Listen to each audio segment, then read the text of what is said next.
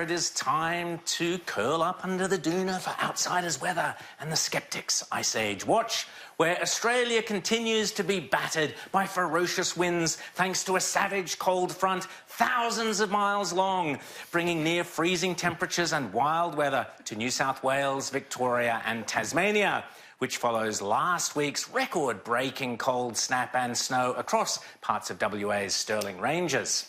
Puzzling, of course, when you consider that, as Jamie Spry reminds us on his excellent climatism blog, we have repeatedly been told for nearly 2 decades by the global warming experts that we'd never see snow again. In 2000, a senior climate research scientist said snowfall will become a very rare and exciting event. Children just aren't going to know what snow is. Goodbye winter. Never again snow, fretted Spiegel magazine. And the IPCC said milder winters would mean fewer heavy snowstorms, not forgetting the New York Times, who as recently as 2014 were proclaiming the end of snow.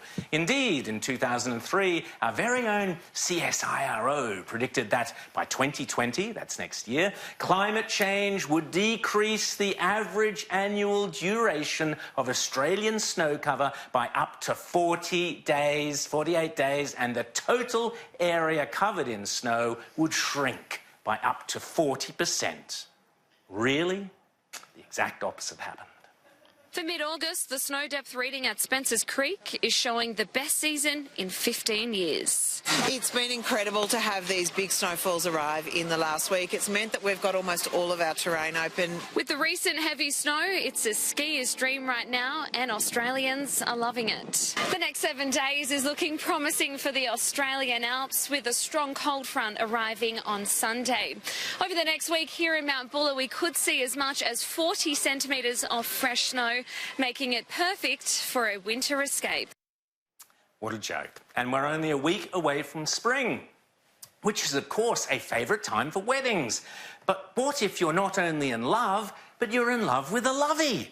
How do you reconcile all that excess carbon that will be emitted during your wedding celebrations? I mean, what can a caring, compassionate climate lovey do? Too easy. Just buy some wedding climate credits. For a measly $280, you can cancel out all the carbon emissions of your wedding. It's as if the wedding never happened, boasts the website. And if you're marrying a greenie, you'll probably wish it never had happened. Of course, you could go one step further and do what pop stars like Sir Elton John do when they're flying their favourite royals around to their luxury French Riviera mansions. Just offset the lot by planting some trees, or even better still, get someone else to do it, pay them. But does that actually work? Well, no. According to Professor Kevin Anderson, carbon offsetting is without scientific legitimacy. It's dangerously misleading and almost certainly contributes to a net increase in the absolute rate of global emissions growth. Indeed, many years ago, macrobiotic pop star Chris Martin from Coldplay paid for 10,000 mango trees to be planted to offset the energy his band was using touring and playing their songs. Trouble was, a few years later, half the mango trees had died and most of the rest were burnt down, releasing dirty clouds of soot and CO2 back into the atmosphere.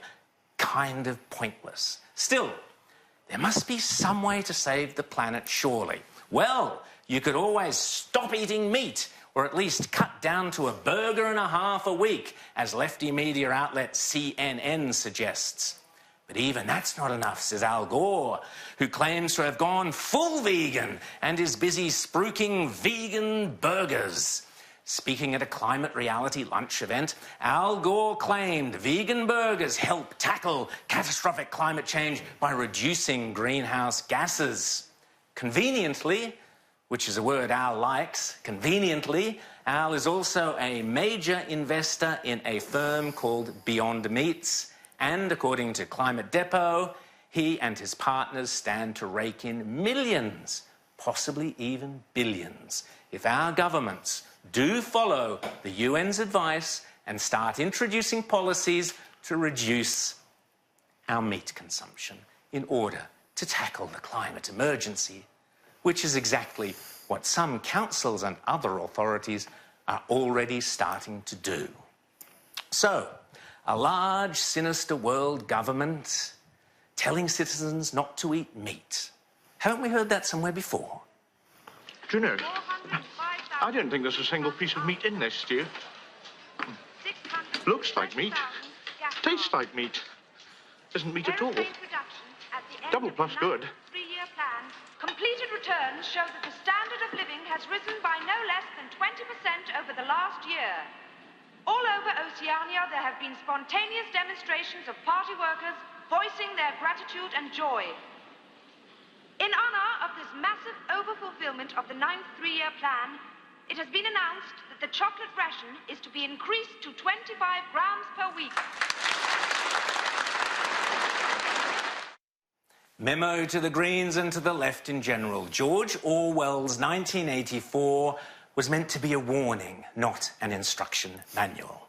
Meanwhile, the parents of a severely malnourished toddler were sentenced in a Sydney court this week. The 19-month-old child had no teeth, no bones, had not developed, and she could only talk babble. She also had profound osteopenia or thinning bones and multiple fractures due to rickets. The court heard the child had been fed on a diet of oats, potatoes, rice, tofu, bread, peanut butter and rice milk. Snacks were a couple of sultanas.